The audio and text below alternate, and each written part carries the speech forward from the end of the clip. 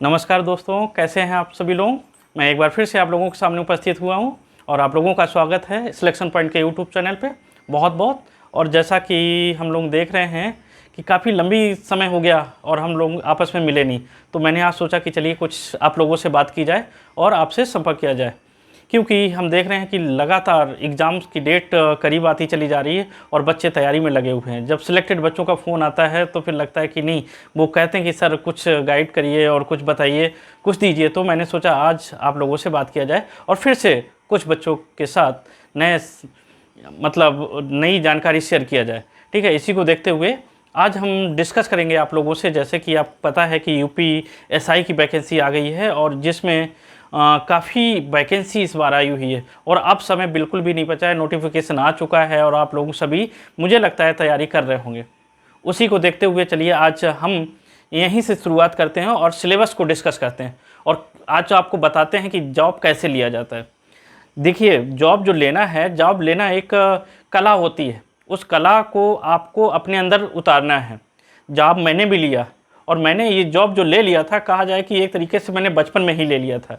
मैंने SSC CGL qualified किया था, तो उस समय बहुत ज़्यादा कुछ नहीं था, लेकिन हाँ मैंने कर लिया था। इसका मतलब आप बिल्कुल ये कह सकते हो कि कोई भी कंपटीशन फाइट करना बच्चों का खेल होता है, अगर आप सही रणनीति के साथ तैयारी कर रहे हो और सही सिलेबस को पढ़ के और सही गाइडेंस के साथ आप आगे बढ़ रहे हो।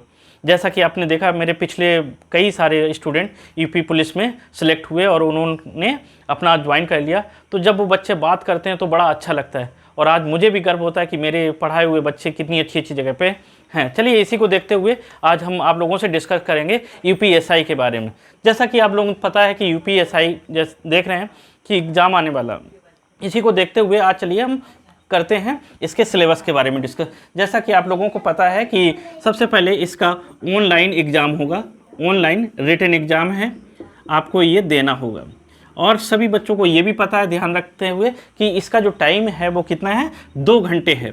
दोस्तों 2 घंटे है और 2 घंटे में आपको ये पूरा पेपर अटेम्प्ट करना है। और बिल्कुल 2 घंटे बहुत होता, 2 घंटे का मतलब 120 मिनट। 120 मिनट जो है ना, आप बिल्कुल फटाक से उसमें कर सकते हैं। उसके लिए हम बताएंगे कैसे आप 120 मिनट में कैसे आपको अटेम्प्ट करने हैं क्वेश्चंस। तो देखिए, इसका सिलेबस की अगर हम बात करें तो इसका सिलेबस में 4 सब्जेक्ट मेन है, जिसमें कि हम अगर पहले देखें तो हिंदी आ रही है इसमें, और नंबर 2 जो है इसका मैथ्स है। नंबर 3 हम आगे डिस्कस करें तो रीजनिंग हो गई, ठीक है। और इसके बाद चौथा जो सब्जेक्ट आपके सामने है वो है कि मूल विधि एवं संविधान तथा जीके, यानी कि ये आपके पास 4 सब्जेक्ट आने हैं किसमें, एग्ज़ाम में, यूपीएसआई में। बहुत ही आसान सिलेबस है।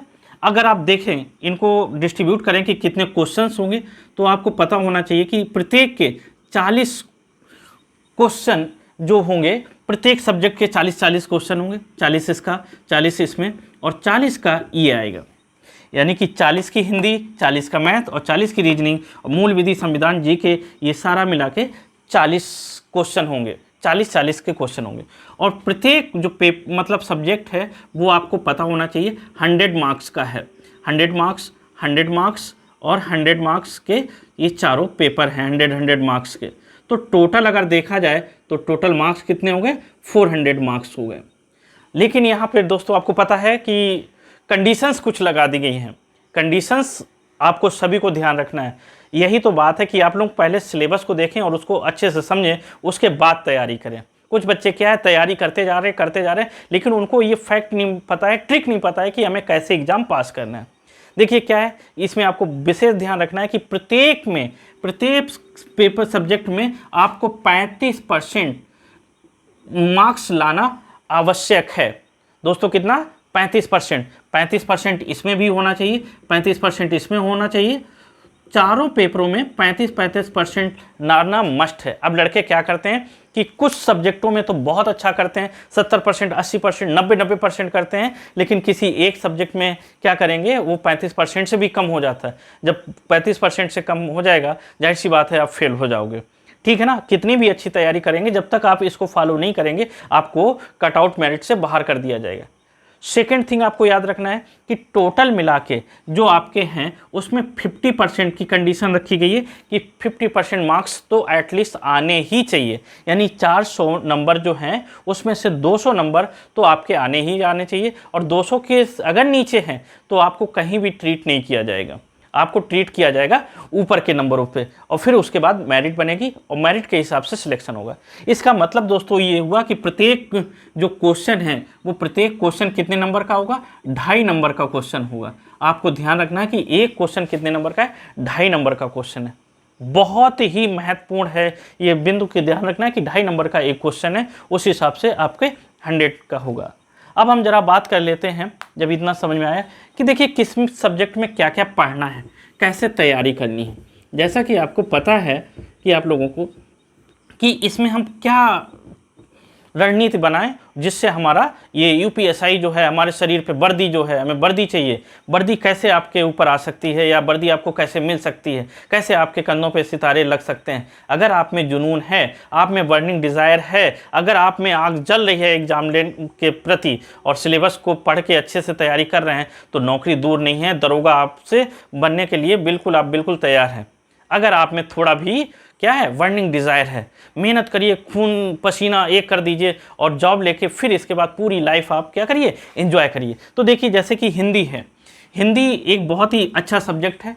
हिंदी में आप क्या करिए, 40 जो क्वेश्चन हैं इसमें कोशिश ये करिए कि आपके जो क्वेश्चन हो 35 से ऊपर ही अटेम्प्ट हो और वो भी करेक्ट, ठीक है ना। दूसरी बात, जैसे आपको हिंदी तैयार कैसे करनी है, हिंदी में आप क्या करिए कि देखिए कुछ सिलेक्टेड टॉपिक्स हैं, सिलेबस आप देखेंगे तो कुछ सिलेक्टेड टॉपिक्स हैं जिनसे बहुत ज़्यादा पूछा जाना है, जैसे क्रिया हो गया, वचन हो गया, तद्भव हो गया, तत्सम हो गया, अलंकार हो गया। इनको क्या करिएगा, आप पढ़ना चालू कर दीजिए, बार बार पढ़िए, प्रैक्टिस करिए, इनको लर्न करिए, ठीक है ना। तो हिंदी में जो कर्ता, वचन, कारक और के साथ साथ जो आया, विलोम, पर्यायवाची, इन सबको देखना है, ठीक है ना। वहीं दूसरी तरफ मैथ्स के भी चैप्टर सारे दिए हुए हैं सिलेबस में, आपको मैथ्स की प्रैक्टिस करनी है।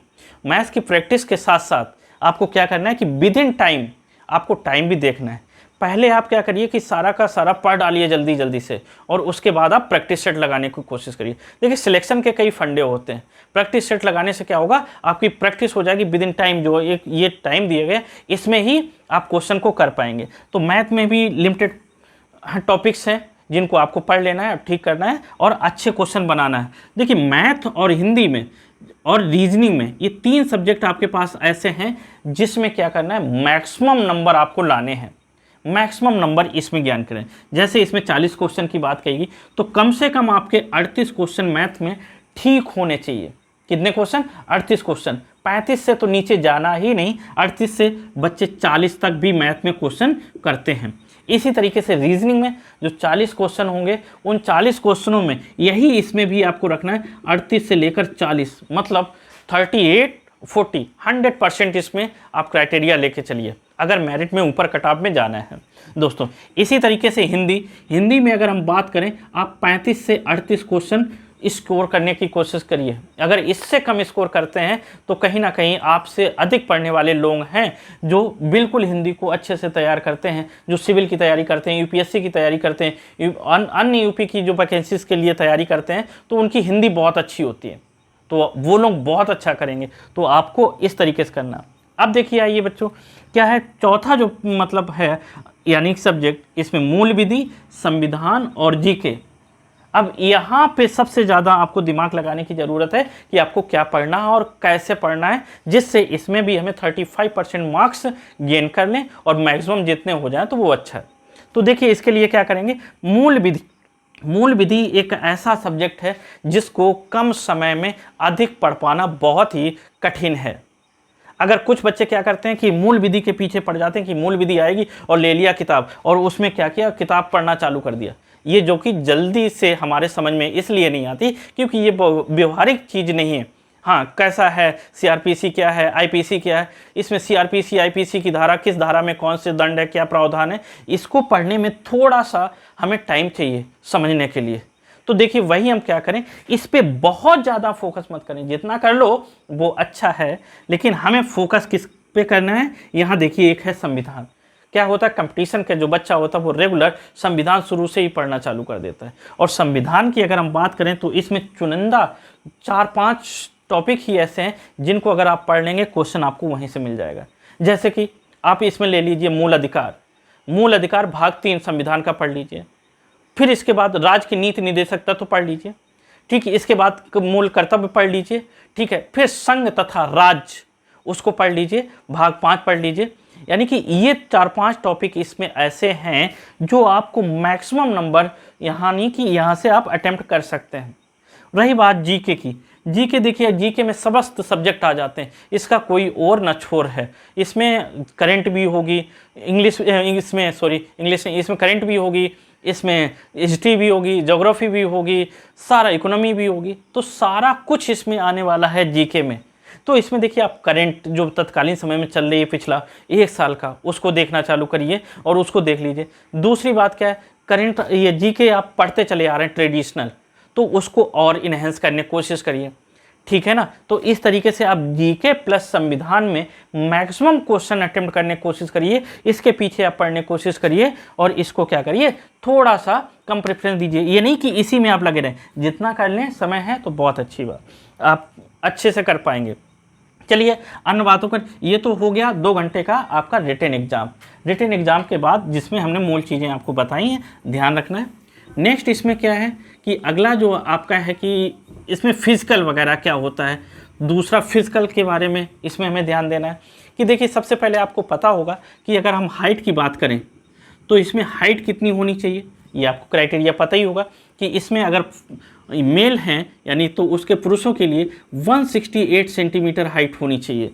और ये किसके लिए है आपको ये भी पता होगा, ये है जनरल, ओबीसी, एससी, ये इन तीनों के लिए मेल जो होने चाहिए उसमें उनकी हाइट कितनी होनी चाहिए, 168 सेंटीमीटर होनी चाहिए। वहीं एसटी के लिए जो मेल जो हैं एसटी, उनके लिए इसको थोड़ा कम कर दिया गया, वो है 160 सेंटीमीटर, ठीक है ना, ध्यान रखेंगे। अगर वहीं हम अगर बात करें कि लड़कियों की, फीमेल में, कि फीमेल में हाइट कितनी होनी चाहिए, तो फीमेल की हाइट कम ली गई है, वो है 152 सेंटीमीटर। 152 सेंटीमीटर किसका है, जनरल, ओबीसी और एससी, इनके लिए 152 सेंटीमीटर चाहिए। और अगर एसटी है तो एसटी फीमेल के लिए क्या है कि 147 सेंटीमीटर अगर है तो वो इस फॉर्म को अप्लाई कर सकते हैं, इसके लिए एलिजिबल हैं। दूसरा, अगर हम वेट की बात करें कि महिलाओं में वेट को भी देखा जाता है कि तो मिनिमम जो वेट होना चाहिए वो 40 केजी, 40 केजी महिलाओं का वेट होना चाहिए। ऐसे सभी लोग एलिजिबल हैं किसके लिए, फिजिकल के लिए, यानी कि फिजिकल दे सकते हैं और फॉर्म को अप्लाई कर सकते हैं और अप्लाई कर भी दिया होगा। एक सेकेंड थिंग और याद करना है कि जो मेल हैं इनका क्या है, चेस्ट को भी मापते हैं। जो जब चेस्ट मापते हैं तो सिंपल जो चेस्ट होता है वो 79 सेंटीमीटर आना चाहिए मेल में, और फुलाने के बाद कम से कम 5 सेंटीमीटर और बढ़ना चाहिए, ये कंडीशन इसमें है, ठीक है ना। तो फुलाने के बाद ये 5 सेंटीमीटर कम से कम और फूल जाना चाहिए, तो ये कितना हो जाएगा 84 सेंटीमीटर। ये भी कंडीशन फॉलोअप करनी है फिजिकल के लिए, इतना ध्यान रखना है। वहीं जब ये फिजिकल होगा तो उसमें रनिंग भी है। अब रनिंग में देखिए बात ध्यान रखेंगे कि रनिंग किसका है। अगर हम मेल की बात करें, आपको पता होगा कि मेल के लिए रनिंग का जो क्राइटेरिया है वो 4.8 किलोमीटर रनिंग है, 4.8 किलोमीटर, ठीक है ना, काफ़ी अच्छी खासी रनिंग है, डिस्टेंस है। और इसको करना कितना है, समय भी इनफ है, 28 मिनट, 28 मिनट में इसको कंप्लीट करना है।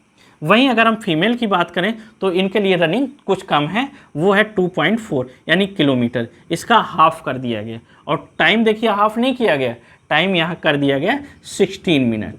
तो उस हिसाब से आपको तैयारी करनी है, अभी से तैयारी चालू करनी है। इसके बाद जो नेक्स्ट स्टेप होगा, जब अगर आप यहाँ से कट ऑफ बना के अच्छे मार्क्स लाएंगे तो इसके बाद आपका क्या होगा, मेडिकल होगा। और मेडिकल के बाद फिर आपको क्या, आपकी वर्दी जो होगी वो आपको मिलेगी और आप वर्दी के हकदारी बनेंगे और दरोगा बन के किसी ना किसी थाने में आपकी पोस्टिंग कर दी जाएगी और आप इंचार्ज बन जाएंगे, ठीक है ना।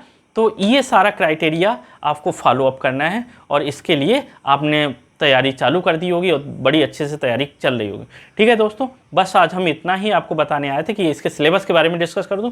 दूसरा मैं ये कहना चाह रहा था कि जो इसके टॉपिक्स हैं, बहुत से टॉपिक्स तो मैंने यूट्यूब चैनल पे डाल रखे हैं, ठीक है ना, संविधान से रिलेटेड।